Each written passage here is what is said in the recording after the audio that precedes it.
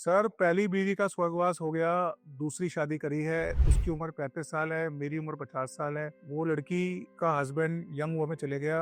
हम सेक्स करते हैं तो वो झगड़ती है कि सर मेरा पहला हस्बैंड तो बहुत करता है, तुमसे होता नहीं। सर वो कुल 35 साल की है, मुझे उससे बच्चा भी करना है और सेक्स में सेटिस्फाई भी करना है। मैं 50 साल का हूँ पर अभी वो फूर्ती नहीं रही, मैं क्या कहूँ।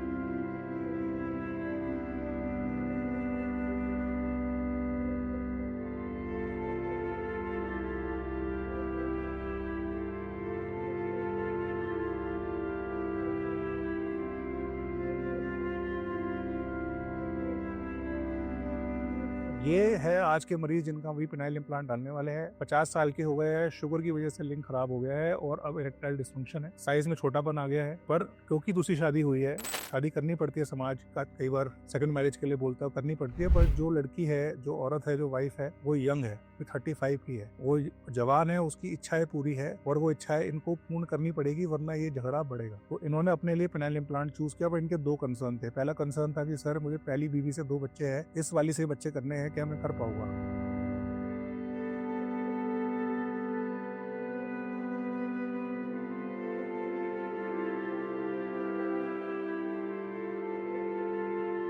पेनाइल इम्प्लांट के बाद आप बच्चे कर सकते हो, क्योंकि पेनाइल इम्प्लांट आपकी स्पर्म प्रोडक्शन की कैपेसिटी को ना तो बढ़ाता है ना घटाता है। जैसे स्पर्म पहले बनते थे वो बनेंगे, पर क्योंकि आप अब बेहतर सेक्स कर पाएंगे। कई बार क्या होता है, क्योंकि आप सेक्स ही नहीं कर पा रहे हो सही समय पे, तो बच्चा नहीं होता। क्योंकि आपका इम्प्लांट आपके लिंग को ठीक करता है, तो आप सेक्स करके बच्चे कर पाएंगे।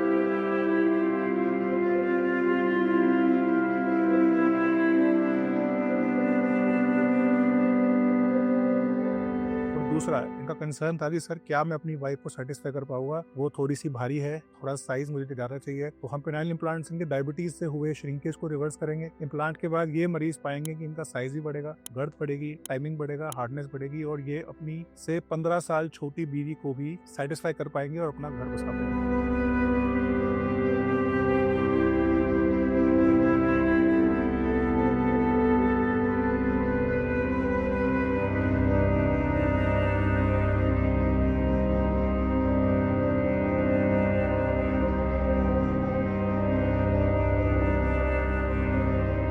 बहुत सारे मरीज पूछते हैं कि सर पेनाइल इम्प्लांट क्यों करते हो, और सेक्सुअल सर्जरी है। नहीं, penile implant quality of life surgery है, लाइफस्टाइल सर्जरी है। इरेक्शंस, सेक्स, संभोग, ये एक जरूरत है समाज की, ये जरूरत है आदमी की। और जो आदमी सेक्स संभोग नहीं करते वो आदमी जल्दी बूढ़े होते हैं, अल्जाइमर्स होता है, हार्ट खराब होता है और जल्दी मौत तक होती है। और ये मैं नहीं कह रहा, ये स्टडीज प्रूव करती है कि सेक्सुअली एक्टिव आदमी लंबा जीते हैं।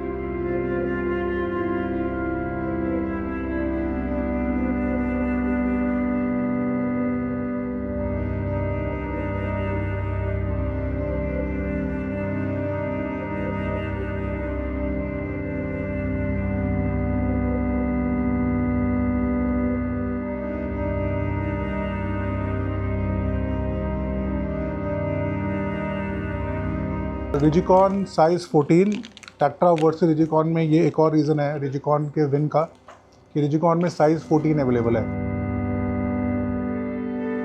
50 साल कोई उम्र नहीं होती सेक्स खोने की। 50 साल के अंदर भी पहली बीवी हो या दूसरी बीवी, आदमी संपूर्ण सेक्स का सुख ले सकता है। पर आज इंडिया एक डायबिटीज के एपिडेमिक से गुजर रहा है और शुगर लिंग को कम्प्लीटली खराब कर देती है, चाहे वो इन्फेक्शन से हो, फाइब्रोसिस से हो, आर्टरोपैथी से हो, न्यूरोपैथी से हो। और अगर आपको भी इन कारण से इरेक्टाइल डिस्फंक्शन हो गया है, हो सकता है आपकी स्टोरी डिफरेंट हो, पर अगर आपको इन कारणों से इरेक्टाइल डिस्फंक्शन हो गया है और दवाइयाँ आपको सूट नहीं कर रही है, दवाइयाँ आपके लिए काम नहीं कर रही है, तो पेनाइल इम्प्लांट आपके लिए एक सुरक्षित, long term, safe, quick surgery है, जिसमें कुल 15-20 मिनट की सर्जरी में 15 से 20 दिन की रिकवरी में आप अपनी इरेक्टाइल डिस्फंक्शन को ठीक कर सकते हैं और अपनी पार्टनर की सेक्स लाइफ को फिर से जीवित कर सकते हैं। तो आइए मैं आपको दिखाऊंगा ये सर्जरी किस तरीके से 15 से 20 मिनट में ये आदमी अपनी लाइफ को चेंज करेंगे।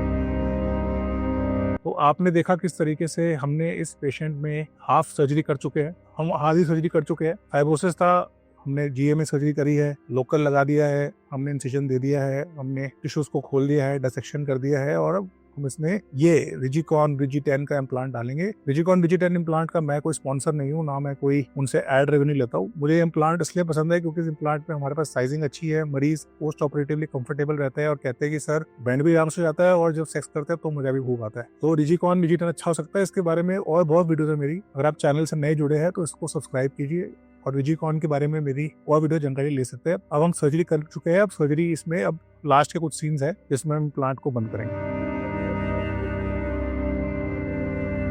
अब आपने देखा कि सर्जरी खत्म हो चुकी है, पेशेंट अपना जो है रिकवरी पे जाएगा। ये पेशेंट का पोस्ट ऑपरेटिव कैसे होने वाला है, अभी ये सर्जरी करके अपने पोस्ट ऑपरेटिव वार्ड में जाएंगे। पोस्ट ऑपरेटिव वार्ड में तकरीबन घंटा सवा घंटा इनका ऑब्जर्वेशन होगा। उसके बाद जब ये पूरी तरह से एक्टिव हो जाएंगे तो इनको इनके रूम में शिफ्ट किया जाएगा। हम नॉर्मली एक दिन के लिए इनको अपोलो में अगर होता है, स्पेक्ट्रा में जहाँ पर इंश्योरेंस में केसेस होते हैं, तो इंश्योरेंस की वजह से मैंने एक दिन रखना पड़ता है। पर अगर हमारे सेंटर पर होता है जहाँ पर हमारे खर्चा भी कम है और जहाँ पर हम लोग 24 आवर्स की जरूरत नहीं है, वहाँ पर हम इनको सेम डे इनके होटल भेज देंगे। होटल में रेस्ट करेंगे, खाना पीना खाएंगे, यूरिन पास करेंगे, टीवी देखेंगे, रेस्ट करेंगे। अगले दिन सुबह आएंगे, अपनी ड्रेसिंग कराएंगे। ड्रेसिंग कराने के बाद यूरिन पास करेंगे और कुछ 4-5-6 घंटे दिल्ली में रहेंगे थोड़ा बहुत रिकवरी के लिए। और उस दिन शाम को या उसके अगले दिन अर्ली मॉर्निंग अपनी पट्टी करा के वापस अपने शहर जा सकते हैं। रिकवरी पीरियड स्मूथ रहता है, 15-20 दिन इसको क्लीन रखना है। ड्रेसिंग कैसे करनी है, रिकवरी क्या क्या सावधानियां हैं, उसकी मेरी एक अलग वीडियो आप चाहे तो दिए गए लिंक में उसको देख सकते हैं। लिंक में मेरे एडिटर्स डाल देंगे। और 15 से 20 दिन के बाद फॉलो विजिट में कुछ छोटी मोटी अगर कुछ इंप्रूवमेंट्स है वो कर सकते हैं। और नॉर्मली हम 15 दिन बाद इनको मास्टरबेशन, महीने बाद